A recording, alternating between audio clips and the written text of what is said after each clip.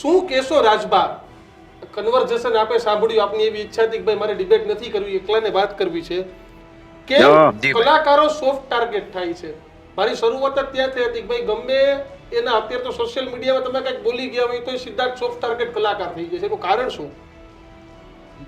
એ આવું માધ્યમ મળે ક્યાં જે માણસને ગમે એને તાત્કાલિક પ્લેટફોર્મ મળી જાય, તાત્કાલિક આખું ગુજરાત ઓળખવા માંડે. આવું માધ્યમ ક્યાં મળે? એટલે આ એક ભાઈ બોલે એવું નથી, બધાય બોલે.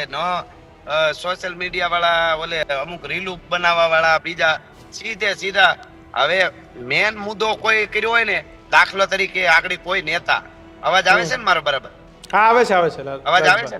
હા, બિલકુલ આવે છે. કોઈ નેતા કાલે કોઈ નેતા કોઈ સમાજ વિશે બોલે ને, તો નેતા કરતા ડબલ ગાળ્યું કલાકારો દેહ જોવું. કલાકારો ક્યાંય ગયા તમારે જોઈ લેવું. એટલે આ બધા પાછા હારા મારો ધ્યેય આવો હતો ને મારો ધ્યેય આવો હતો ને. ભાઈ કરો ને, મોજ કરો, તમારી પાર્ટીને આગળ વધાવો, ધ્યાન રાખો. તમે સારી રીતે વિરોધ કરો, વિરોધ કરવા જોઈએ ત્યાં તમારી પાર્ટી નું કામ કરો, ઈ બરોબર છે. તમે બીજાને કલાકારોને વયસમાં હું કામ હેરાન કરો છો? એમ મારું.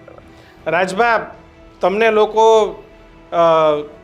હોરઠનું ઘરેણું, ગીરનું ઘરેણું આવી બધી ઉપાધિ આપતા હોય, બરોબર?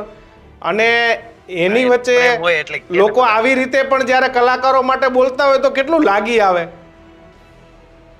પણ એમાં એવું 1000 વીઘા જમીન વવાતી હોય તો એમાં બે ત્રણ સાડાવડા ક્યાંક થઈ ગયા ઈ ન હોય ને 1000 વીઘાનું વાવેતર. એમ લાખો મિલિયન માં છે આપણા ચાહકો. આ બધાને શું હોય, ગમતું ન હોય, પછી કોઈ બહુ પબ્લિસિટીમાં માનતું ન હોય, બહુ મત ન આપતા હોય, તો કઈક નવો સ્ટન્ટ કરે તો કઈક સારું રહે. એટલે પછી કરવા દો નહીં. પણ કલાકારોને વિરોધ કરે મત મળે રાજભાઈ? મત ન મળે પણ હું પોપ્યુલારિટી કહેવાય, શું કહેવાય, આ વ્યૂ મળે એટલે એને વધારે જોવા માંડે બધા.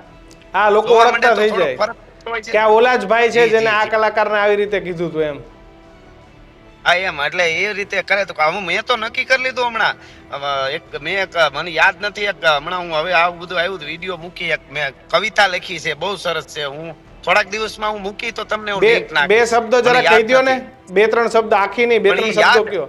પહેલા જે તે વખતે લખાઈ ગઈ ને, અત્યારે એક પણ કડી યાદ નથી. કઈક કલાકાર હોય તો કેજો, મારે હિંગડે ચડાવવા છે ને એમ કરીને છે, પણ હું તમને મોકલી. અત્યારે મને હાવ યાદ લખીને ઘરે મૂકી દીધી. કોઈ કલાકાર હોય તો કેજો, મારે એને હિંગડે ચડાવવા છે એમ.